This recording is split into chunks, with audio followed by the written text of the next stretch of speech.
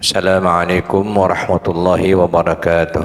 Waalaikumsalam warahmatullahi wabarakatuh.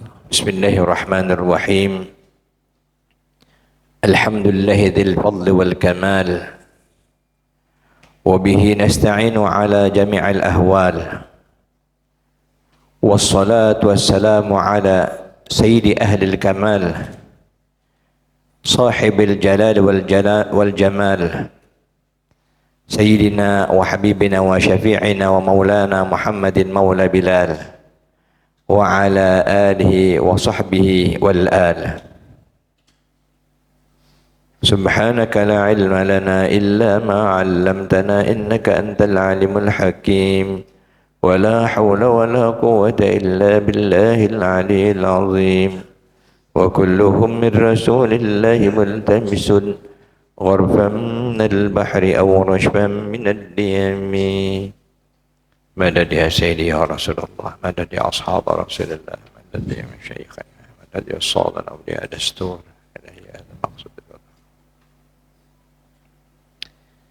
yang sama-sama kita muliakan para habaib, para ulama, Habib Tahir dari Sekarnan dan guru-guru kita semuanya yang hadir, baik yang dari jauh maupun yang datang dari dekat.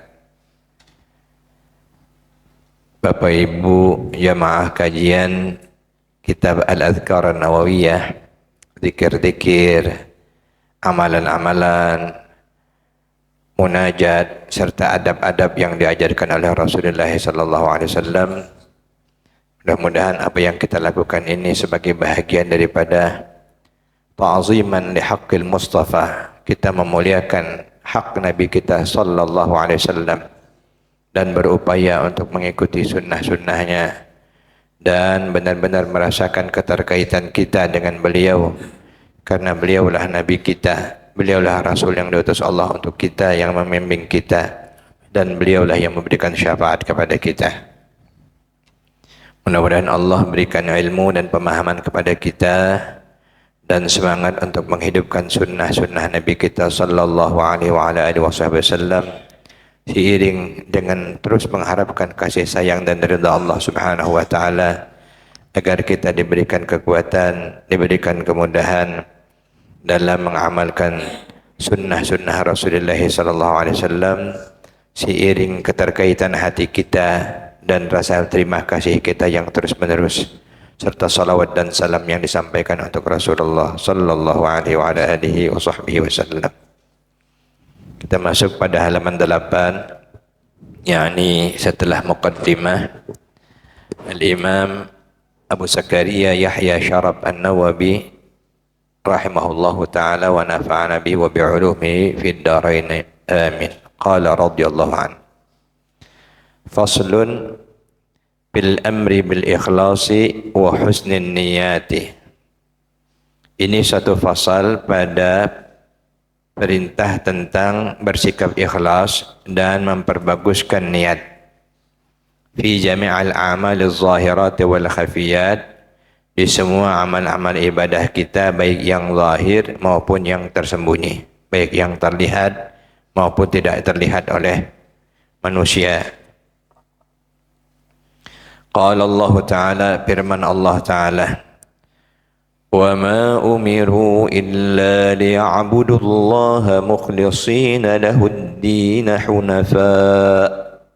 Al-Bayyinah ayat 5. Padahal mereka tidak disuruh kecuali supaya menyembah Allah dengan memurnikan ketaatan kepadanya dalam menjalankan agama dengan lurus.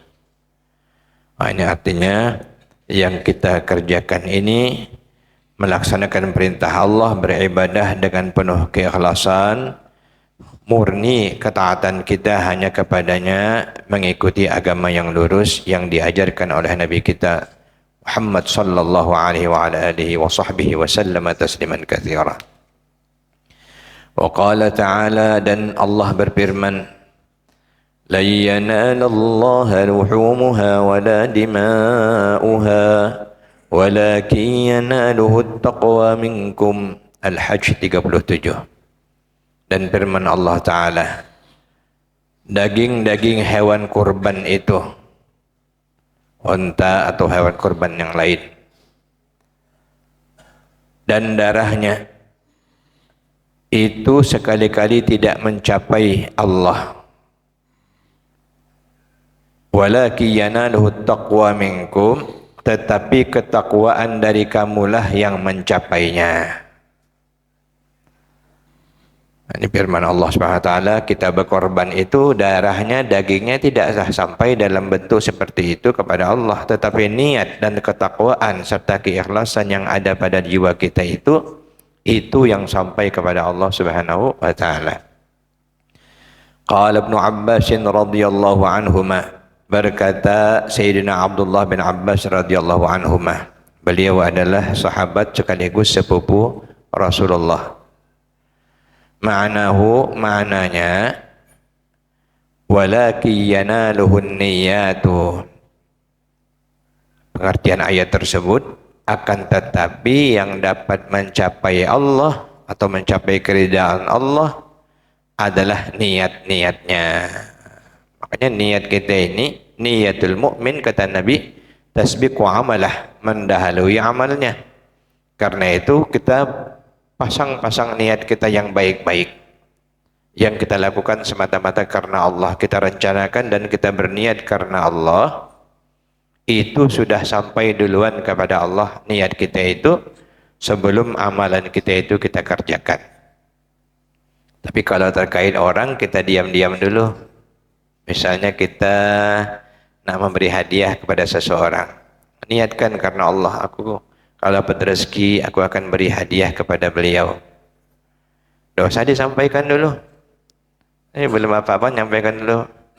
Guru, nanti kalau aku dapat proyek, guru kebagi segini. Rupanya tidak ada datang-datang, tidak ada kabar lagi. Itu bagus niatnya, tapi kesalahan yang lain PHP, pemberi harapan palsu. Jadi kalau kepada Allah sampaikanlah, karena Allah dia tidak memerlukan kita. Niat kita itu yang dihitung Allah. Kepada terkait manusia, kalau kita ingin berniat baik, lebih bagus kita memberi kejutan daripada kita memberi harapan. Kalaupun mau memberi harapan, harus dipastikan, harus dilaksanakan, jangan sampai mengecewakan. Itu niat. Pasanglah niat yang banyak, niat yang baik karena Allah Subhanahu wa taala, dan hanya Allah tentunya yang mengetahui niat-niat kita.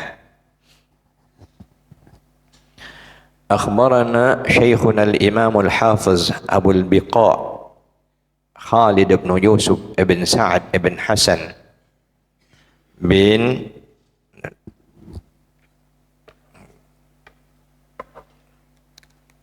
Al-Mufarrij ibn Bukkar Al-Maqdisi An-Nabulisi thumma Dimashqi radhiyallahu anhu, telah memberitakan kepada kami. Ini khabar. Kalau kita ngaji ilmu hadis, ada dua lafaz secara umum yang digunakan oleh para perawi hadis. Yang pertama haddatsana, telah menceritakan kepada kami. Ada beberapa lafaz sebenarnya. Yang kedua akhbarana, ada amba'ana dan sebagainya. Khusus untuk haddatsana dan akhbarana, kalau haddatsana itu guru yang membacakan hadis, murid yang mendengar lalu mencatat, menerima dari guru hadis yang menyampaikan hadis. Kalau akhbarana, kita yang membaca, guru yang mendengarkan. Guru ini ada hadis, guru yang mendengarkan karena guru sudah menerimanya. Maka ini akhbarana, telah memberitakan kepada kami. Syekhuna al-Imam al-Hafiz Abul Biqa, guru kami al-Imam al-Hafiz. Al-Hafiz ini dalam ilmu hadis itu maknanya yang hafal 100.000 hadis. Memang dalam istilah yang dipakai oleh para ulama kita untuk Al-Quran, jika hafal namanya Al-Qari. Qari itu dulu maknanya yang hafal Quran, Qurra.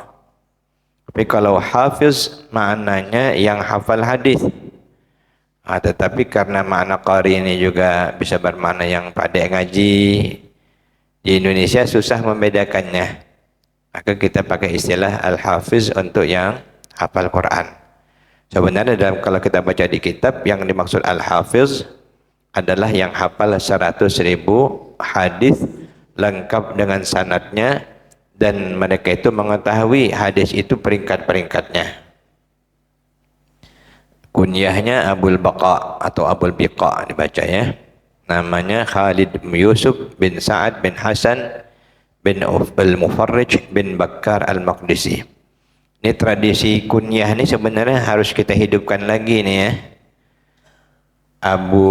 Masalahnya gelar saya di keluarga Abul Wafa, karena anak saya nomor yang paling tua Wafa namanya. Orang-orang Banjar, mohon maaf, tradisinya memang masih hidup. Kalau manggil orang itu nama anak yang pertamanya disebut ayah Wafa artinya. Nah, ini sebenarnya tradisi sunnah. Di zaman Nabi pun menggelar, dan para sahabat sering ada kunyahnya Abu Bakar. Nama Abu Bakar itu Abdullah ibn Quhafah, kunyahnya Abu Bakar. Banyak, misalnya kita mesti hidupkan lagi nih. Misalnya Ustaz Rojikin Abu Ica misalnya. Misalnya. Ini satu tradisi yang baik jika kita mau mengamalkannya lagi. Kadang-kadang kita duluan kawan-kawan di sebelah pakai abu-abu nih, padahal kita mestinya pakai ini juga. Ala kulli hal memang sekedar kita mengetahui paling tidak. Nah, ini ada salah satu bahagian yang menjadi tradisi, ada kunyah namanya Abul Baqa, gelarannya Khalid bin Yusuf bin Sa'ad bin Hasan bin Al-Mufarrij bin Bakkar Al-Maqdisi An-Nabulisi thumma Dimashqi. Ini dari Nabulisi, daerah Palestina, dan juga Dimashqi, daerah Damaskus, Syria. Radhiyallahu anhu. Akhbarana Abu Yaman Al-Kindi, akhbarana Muhammad bin Abdul Baqi Al-Ansari, akhbarana Abu Muhammad Al-Hasan bin Ali Al-Jawhari. Kita tahadus bin ni'amah, bersyukur. Al-Faqir, kita mengaji kitab azkar ini, sanadnya bersambung sampai kepada muallif kitab Al-Imam Abu Zakaria Muhyiddin Nawawi Al-Nawawi, dari jalur Al-Habib Umar bin Muhammad bin Salim Al-Hafiz. Alhamdulillah banyak dari jalur Syekh Nurdin Marbu Al-Banjari, dari jalur Masyikhah Al-Banjariyah yang dipimpin oleh Sayyidi Abdul Salam An-Naqari. Dan mudah-mudahan tradisi ini boleh sebaik seyogianya kita hidupkan. Setiap hadis ataupun setiap amalan-amalan kita ada sanadnya. Dan mudah-mudahan Allah juga menemukan kita, kalau kita berguru, guru kita itu bersambung sanadnya dari ilmu yang diajarkannya sampai ke Rasulullah sallallahu alaihi wa ala alihi wa sahbihi wa sallam tasliman katsira. Akhbarana Abu Yaman Al-Kindi, akhbarana Muhammad bin Abdul Baqi Al-Ansari, akhbarana Abu Muhammad Al-Hasan bin Ali Al-Jawhari.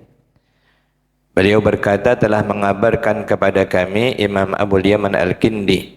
Beliau berkata, telah mengabarkan kepada kami Imam Muhammad bin Abdul Baqi Al-Ansari. Beliau berkata, telah mengabarkan kepada kami Imam Abu Muhammad Al-Hasan bin Ali Al-Jawhari. Subhanallah, tradisi ulama. Kenapa sanad? Supaya terfilter informasi yang sampai kepada kita ini akurat dan dapat dipercaya. Akhbarana Abu Husain Muhammad bin Muzaffar Al-Hafiz. Beliau berkata, telah mengabarkan kepada kami Imam Abu Husain Muhammad bin Al-Muzaffar Al-Hafiz. Akhbarana Abu Bakar Muhammad bin Sulaiman Al-Wasiti. Beliau berkata, telah mengabarkan kepada kami Imam Abu Bakar Muhammad bin Sulaiman Al-Wasiti. Haddatsana Abu Nuaim Ubaid bin Hisham Al-Halabi. Beliau berkata telah menceritakan hadis ini kepada kami Imam Abu Nuaim Ubaid bin Hisham Al-Halabi, haddatsana Al-Mubarak an Yahya bin Sa'id Al-Ansari an Muhammad bin Ibrahim At-Taymi an Alqamah bin Waqqas Al-Laythi an Umar bin Al-Khattab radhiyallahu anhu. Beliau berkata telah menceritakan hadis ini kepada kami Imam Ibn Al-Mubarak, Imam Abdullah bin Mubarak, dari Syekh Yahya bin Sa'ad Al-Ansari, dari Syekh Muhammad bin Ibrahim At-Taymi, dari Syekh Al-Alqamah bin Waqqas Al-Laythi, dari Sayyidina Umar bin Al-Khattab, Umar bin Khattab radhiyallahu anhu. Subhanallah, hadis tentang niat ini hadis yang nomor 1 dalam kitab Sahihul Bukhari dari Imam Ahmad bin Ismail Al-Mughirah Al-Najbi Al-Bukhari radhiyallahu anhu. Hadis yang pertama, qala Sayyidina Umar berkata, qala Rasulullah sallallahu alaihi wasallam. Untuk menambahkan faedah, jangan lupa asal kita mendengar nama Nabi disebutkan, kita sebut sallallahu alaihi wa alihi wasallam. Berapa banyak kita dapat bersalawat sambil kita mengaji. Innamal a'malu binniyati wa innama likulli imri'in ma nawa. Sesungguhnya amalan-amalan perbuatan itu atau amal-amal perbuatan itu tergantung kepada niatnya, dan hanya saja bagi setiap orang dia memperoleh sesuai dengan apa yang diniatkannya. Faman kanat hijratuhu ila Allahi wa rasulihi fa hijratuhu ila Allahi wa rasulihi. Maka siapa saja yang hijrahnya kepada Allah dan Rasulnya, maka hijrahnya itu kepada Allah dan Rasulnya. Wa man kanat hijratuhu ila dunya yusibuha aw imra'atin yankihuha fa hijratuhu ila ma hajara ilaih. Dan siapa saja yang niat hijrahnya itu kepada dunia, maka ia akan memperolehnya. Atau ia ingin menikahi wanita, maka itulah yang didapat daripada niatnya. Fa hijratuhu ila ma hajara ilaih, maka hijrahnya itu kepada sesuatu yang diniatkan untuk berhijrah kepadanya. Kalau hijrahnya tujuannya nak berbini, berbini itulah dapat. Pahala lain tidak, tergantung niatnya. Nah, subhanallah, saya teringat perkataan nasihat daripada Sayyidi Abdul Qadir Jilani qaddasallahu sirrah. Kalau ingin mendengar suara Rasulullah sallallahu alaihi wasallam, bacalah hadis Nabi sallallahu alaihi wasallam. Jadi waktu kita baca hadis ni, kita ni mulutnya kitalah baca, tapi kita tahu isinya itu adalah sabda Rasulullah sallallahu alaihi wa ala alihi wasallam. Jadi kalau kita membaca hadis ataupun dengar hadis, kata beliau, telinga kita ini seakan-akan langsung mendengarnya daripada mulutnya.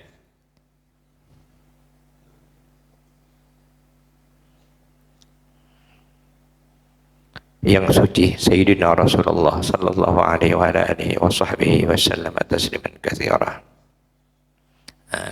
Jadi satu keberkahan sambil kita mengaji, jiwa kita bersambung dengan ruhani Rasulullah sallallahu alaihi wasallam, dan kita mendengarkan beliau langsung yang bersabda. Itu kita rasakan seperti itu supaya benar-benar terasa ke dalam kalbu kita.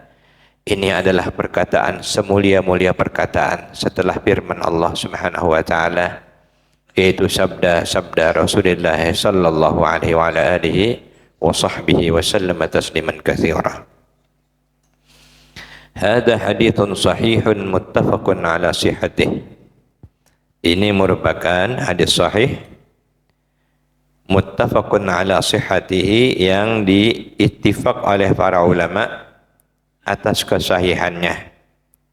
Jadi kalau dalam istilah hadis muttafaqun alaih, itu hadis yang diriwayatkan oleh Imam Bukhari dan Imam Muslim, dua rajanya ahli hadis, Amirul Mukminin fil hadis, Al-Imam Ismail bin Mughirah Al-Bukhari, Al-Imam Muslim Al-Khurasani radhiyallahu anhu. Ini gembong jenderalnya ahli hadis Nabi sallallahu alaihi wasallam yang bergelar dengan Amirul Mukminin fil hadis, rajanya dalam penguasaan hadis Nabi sallallahu alaihi wasallam. Istilahnya muttafaq alaih, disepakati oleh beliau ya. Muttafaqun ala sihhatihi, mujma'un, dan ulama ahli hadis telah ijma' mensepakati, dan juga seluruh ulama semuanya tentunya, dan kita semua ala izam mauqi'ihi wa jalalatihi, atas keagungan kedudukan hadis tentang niat ini dan kemuliaannya. Karena di hadis yang pertama yang ditegaskan oleh Rasulullah sallallahu alaihi wasallam, amal-amal kita itu tergantung kepada niat kita. Kalau niat kita karena Allah, karena ridha Allah, karena menginginkan Allah dan Rasulnya, maka itulah yang kita dapatkan. Tapi kalau niat kita yang lain daripada itu, yang lain itulah yang kita dapatkan. Tidak karena Allah dan tidak karena mengharapkan ridha Allah dan Rasulnya. Nah, mudah-mudahan Allah selalu meluruskan niat kita, sehingga setiap apapun yang kita lakukan, kita kerjakan, niatnya semata-mata hanya untuk Allah subhanahu wa ta'ala. Makanya kaidah dalam sufi itu min wa ila wa an wa ala, semuanya ujungnya muaranya Allah, dari Allah, untuk Allah, bagi Allah, karena Allah, dalam Allah. Tidak ada yang lainnya. Wa huwa ahadul ahadits allati 'alaiha madarul Islam. Dan hadis tentang niat ini merupakan salah satu di antara hadis-hadis yang menjadi poros dalam agama Islam, tiang pondasi pengamalan agama Islam. Hadis tentang niat, Imam Bukhari menjadikannya hadis nomor 1 dalam kitab Sahihul Bukhari.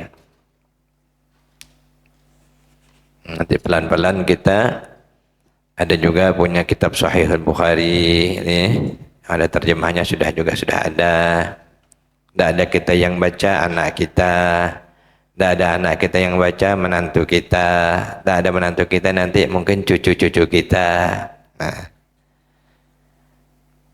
jadi pelan-pelan masih ada, walaupun tak ada banyak yang pokok-pokok. Daripada ngisi lemari cuman dengan gelas, dengan piring cuman, enak isi Al-Quran, hadis-hadis Nabi, amal-amal soleh, kitab-kitab yang bermanfaat ya.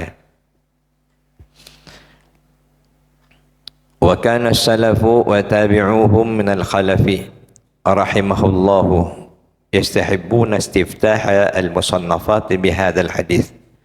Dan adalah ulama salaf, kita sudah tahu pengertian salaf itu yang hidup pada masa sahabat, pada masa tabi'in. Mereka itu namanya salafi, itu yang asli salafi. Sekarang ini tidak ada salafi, tidak bisa orang nyebut dirinya salafi karena hidup di sekarang. Karena salaf nih maksudnya masanya. Misalnya kalau kita bilang aku ini orang tahun 45, punya 45 awak 2025 lain kan. Tapi kalau dari sisi maksudnya kita mengikuti mereka, itulah yang disebut dengan Ahlus Sunnah wal Jamaah. Ahlus Sunnah wal Jamaah itu man ana alaihi wa ashabi, kata Nabi. Orang yang mengikuti yang aku ajarkan dan para sahabat-sahabatku ajarkan. Wa kana salafu wa tabi'uhu min al-khalaf. Dan para pengikut mereka dari kalangan ulama khalaf. Para ulama sejarah memberikan batasan penggalaran ulama salaf ini sampai kepada imam yang 4. Terakhir Imam Ahmad bin Hanbal radhiyallahu anhu. Maka masa setelahnya sudah disebut masa khalaf. Masa selanjutnya kalangan ulama khalaf. Jadi orang ulama salaf dan ulama khalaf, mereka itu rahimahullah ta'ala menyukai membuka atau mengawali menulis kitab-kitab mereka dengan hadis ini, hadis tentang niat ini. Banyak kitab-kitab para ulama kita dulu memulainya dengan hadis ini. Tambihan lil mutali'i ala husni niyyati wa ihtimamihi bidzalika wal i'tina'i bihi. Guna mengingatkan bagi penelaahan pembaca, lil mutali', bagi orang yang mutala'ah, ala husni niyyah, supaya membaguskan niat. Kita yang belajar, kita yang mengamalkan sesuatu, jangan lupa baguskan niat kita. Lakukan karena Allah semata-mata. Yang lain itu dibelakangkan niatnya. Makanya dalam pembinaan sering ulama, guru-guru kita mengatakan, biarlah awal-awalnya itu masih campur-campur niatnya.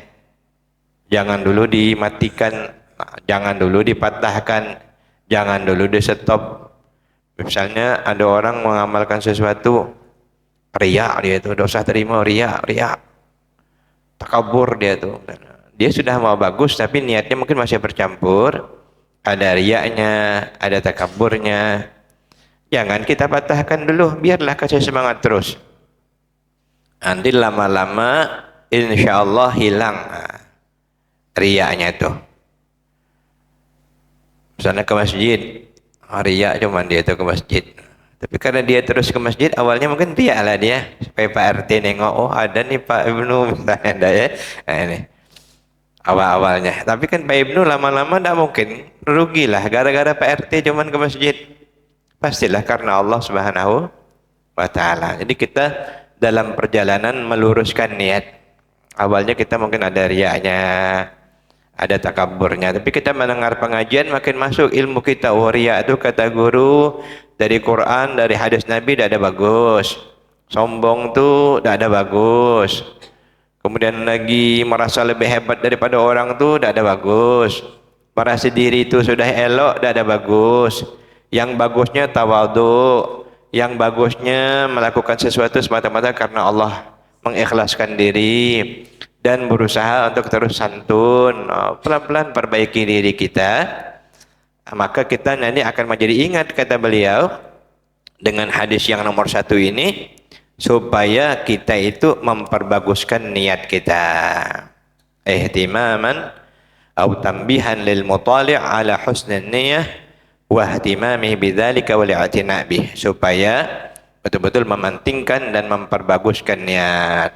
Jangan dianggap remeh niat nih, karena nilainya nomor 1, luar biasa. Makanya kita mau ke masjid nih, tapi Allah sudah tahu niat di hati kita ada. Pertama, nak menjunjung tinggi perintah Allah. Perintah Allah apa? Nuntut ilmu. Perintah Rasulullah nuntut ilmu. Kita ini nak ridha Allah dan Rasulnya, kita datang untuk nuntut ilmu, menjunjung tinggi perintah Allah. Yang kedua, untuk mendapatkan ridha Allah dan Rasulnya. Itu yang paling pertama. Yang ketiga, nak mendapatkan ilmu yang bermanfaat, supaya dapat diamalkan. Belum lagi nak silaturahmi, nak ketemu guru, nak berkumpul dengan orang-orang saleh, nak bersedekah. Maka niat-niat itu semuanya menjadi niat-niat yang saleh. Dihilangkan Allah lama-lama. Dengan kasih sayang Allah kita memohon, tapi tentu dengan mengaji. Kalau tidak ada mengaji kita agak payah. Makanya harus ngaji tasawuf salah satunya, supaya bisa lurus niat nih. Sebab kalau cuman kita misalnya tidak ada yang mengingatkan, kita ngaji, tapi tidak ada yang mengingatkan tentang memperbaguskan niat, bisa jadi riya itu ada terus. Karena kita belum tahu bahwa itu harus dihilangkan. Dengan kita mengaji, kita lama-lama semakin ikhlas, datang semata-mata karena Allah, datang karena rindu dengan Allah. Kalau kita ngaji azkar nih, karena kita di sini berkumpul membaca hadis Nabi sallallahu alaihi wasallam. Ini kalau Allah bukakan rahasianya, kita nih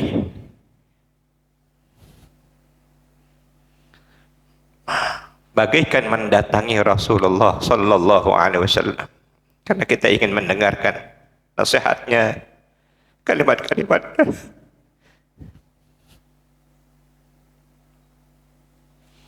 Kalau sudah Allah jadikan niat kita ingin bertemu dengan Rasulullah sallallahu alaihi wa ala alihi wa sahbihi wa sallama tasliman katsiran, semakin Allah bantu kita meluruskan niat kita, Sehingga benar-benar diterima oleh Allah Subhanahu wa taala. Wa rawaina 'anil Imam Abi Sa'id Abdurrahman bin Mahdi rahimahullahu taala, man arada an yusannifa kitaban falyabda bihadzal hadis. Kami riwayatkan dari Al-Imam Abi Sa'id Abdurrahman bin Mahdi, semoga Allah merahmatinya, barang siapa yang menginginkan, yang menghendaki untuk menyusun sebuah kitab, falyabda bihadzal hadis, hendaklah ia mengawalinya dengan menulis atau membacakan hadis ini. Innamal a'malu binniyat wa innamal likulli imrin ma nawa, faman kana hijratuhu ila Allah wa rasulih fa hijratuhu ila Allah wa rasulih, wa man kana hijratuhu ila dunya yusibuha aw imra'atin yankihuha fa hijratuhu ila ma hajara ilaihi. Ini luar biasa nih. Asbab nuzulnya dulunya rupanya ada yang ikut hijrah ke Madinah tuh. Rupanya dia tujuannya bukan untuk ikut dalam agama Islam, bukan rupanya. Cuman dia pernah dulu ke Madinah naksir seorang perempuan namanya Ummu Salamah.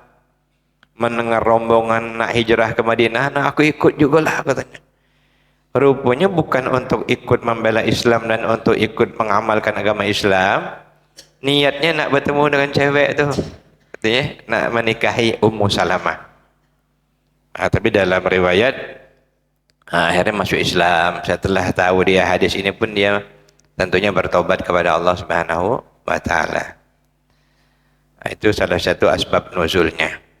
Asbab wurud. Kalau Al-Qur'an namanya asbab nuzul, kalau hadis namanya asbabul wurud.